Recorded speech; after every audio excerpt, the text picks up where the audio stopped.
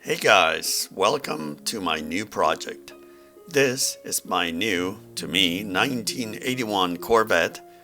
I bought it about a week ago and I do have a video of the pre-purchase inspection and test drive. So, if you're wondering, did you really need to buy another C3? The honest answer is of course no. But let me tell you why I bought this one. If you follow my channel, then you already know that I own a 1976 Corvette. This car is my pride and joy and it's not going anywhere.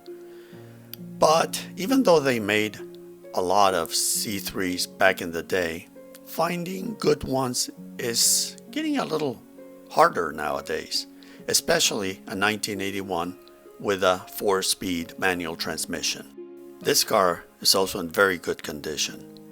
Now when it comes to my 76, there's only so much stuff that I can keep doing to it, and this 81 opens a new set of opportunities as far as DIY projects, bringing it really back to its former glory and stuff like that. That does not mean that I'm going to stop making content about my 76. I totally plan on doing that. It's just going to be combined with projects on my new 81, which really it's in very good condition. It's I call it a survivor, and it's got all the original parts mostly. The paint I believe is the original paint, and as you can see it's a little bit questionable in certain areas, like here where it's the paint is gone. You can see some of the primer under that, but that is not a big deal. It can be touched up. This was lacquer paint back in the day. So things like the nose of the car, there are issues. It's delaminated, which it's kind of keeping that headlight from opening. It really binds there and you can see some of the damage. So rebonding those panels, it's going to be a project, but I'm going to have a video about that and that should take care of that issue. Overall, the hood, the body in general is in excellent condition. It needs a few panels and maybe the doors realigned a touch. Again, not a big deal, and I'll cover that when the time comes. It truly is in good shape, no accidents. The tires, they're too fat. That one is fairly new, but it looks horrible.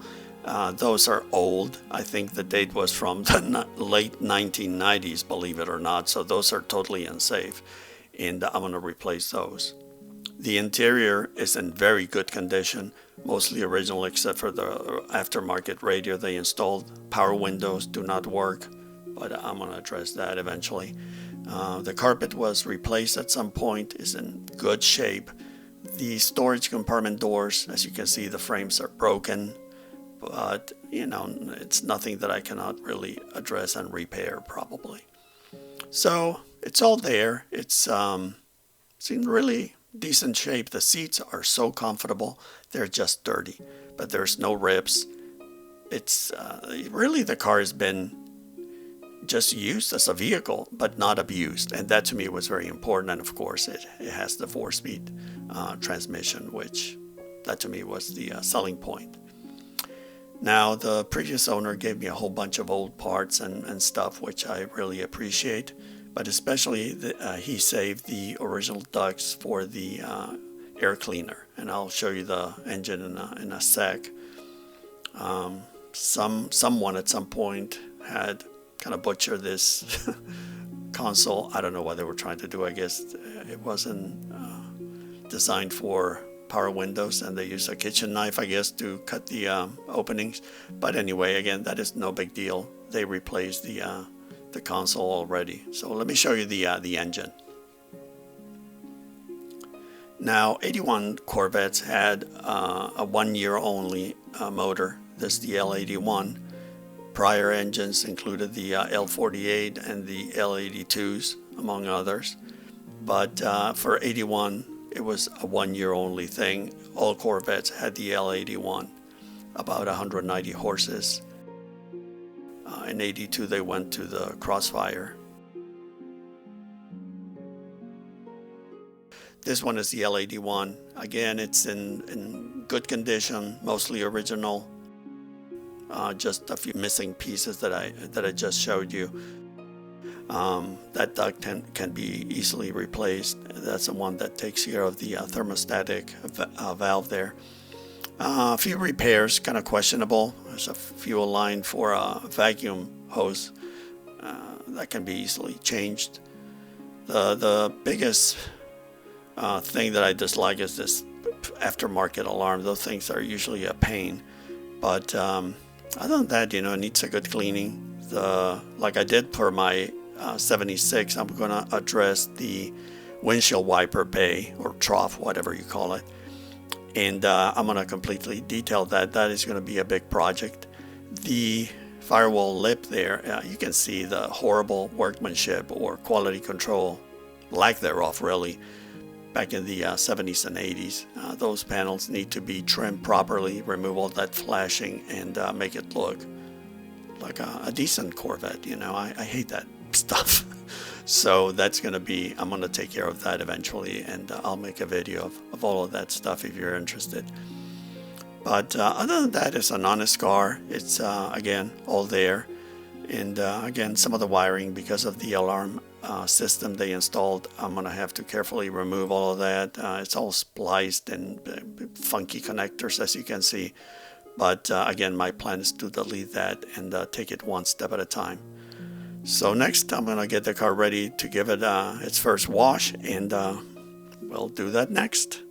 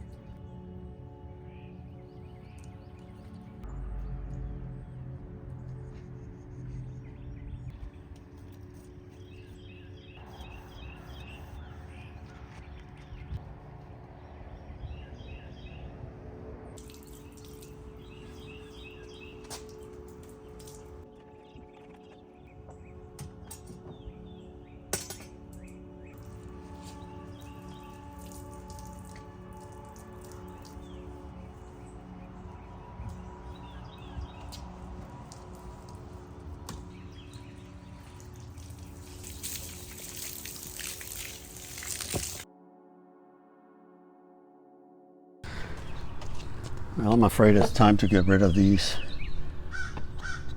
ugly covers. A T15 will do the trick. And everything is pretty loose in here, so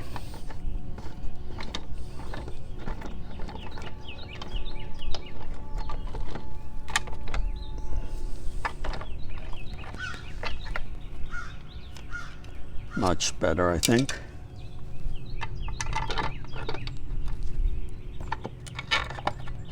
And I'm going to detail these properly in the future, but for the time being, they need to go back in there properly. And you always want to snug these screws to avoid cracking the lenses.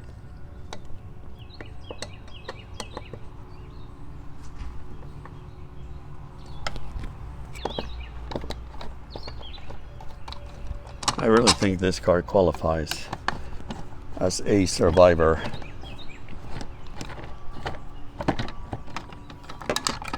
Make sure that it retains that badge. It's a badge of honor, I think.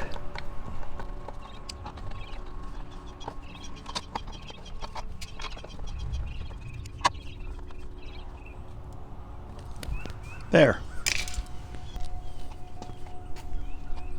Oh yeah. That is the way it's supposed to look. Beautiful. It's going to need a little more detailing, but no big deal.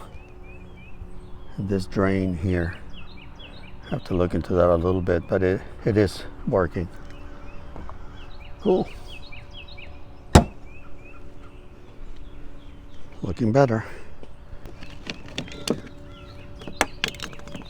And this one is nice acrylic, but I need to clean in here and then touch up all those corners.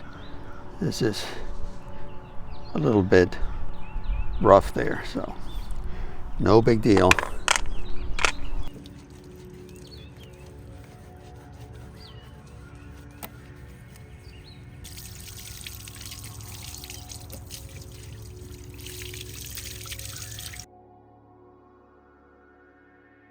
Okay, so I'm going to do the rims and tires next. This one is fairly new, but it is kind of too wide in my opinion. I think it's a 235. No, it's a 255 60/15. So yeah, these cars ride like trucks when you use those fat tires, and not my thing.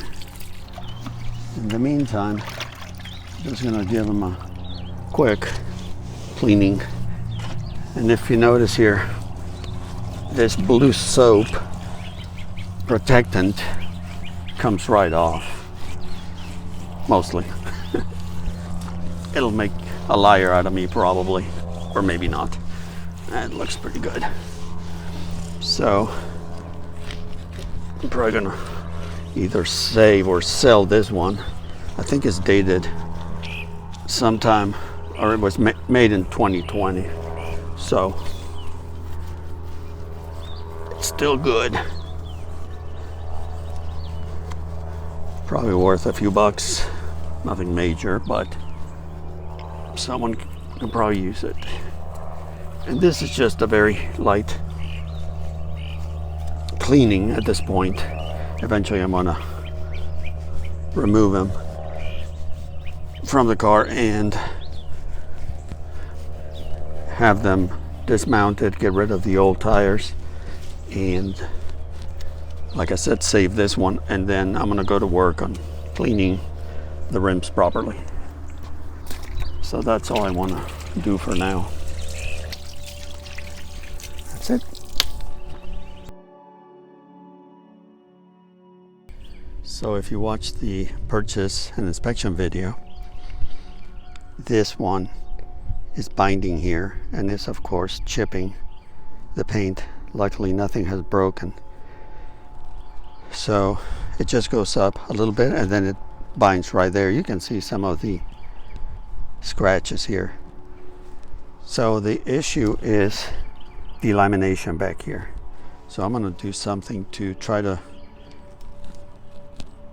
prevent that from happening, and we'll see if that helps. And that is my temporary solution, thanks to Craftsman. What I did is I brought these two pieces closer together, and that may have relieved some of the tension. Of course it's not the perfect solution, and I'll address this later, but we'll see if that helps. So now I'm gonna open the headlights, test the bypass switch, and see what happens.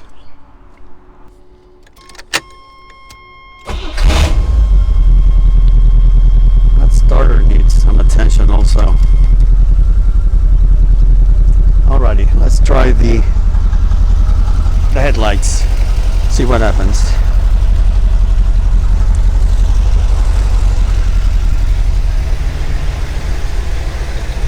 See?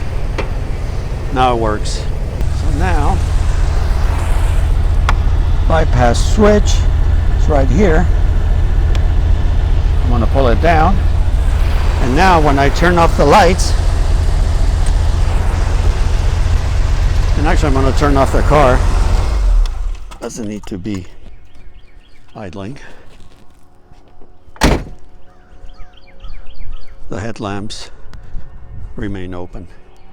And the reason for this is, of course, so you can service things without, again, having them on or the car running. You can see these are filthy.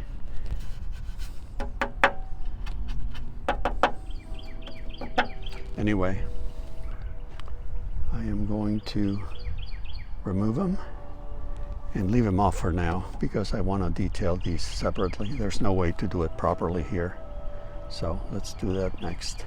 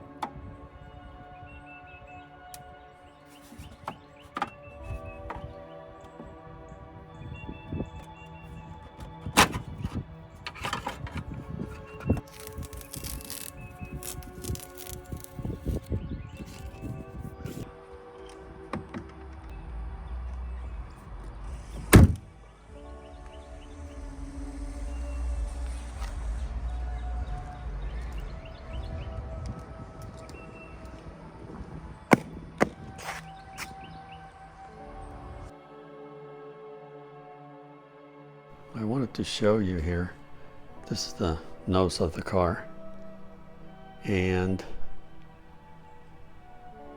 obviously someone installed this emblem.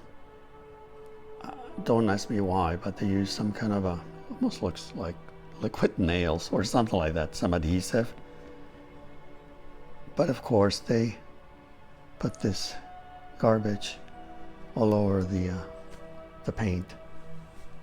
And that is going to be pretty difficult to remove. What I'm going to do first, I'm going to use the heat gun, see if I can soften this a little bit.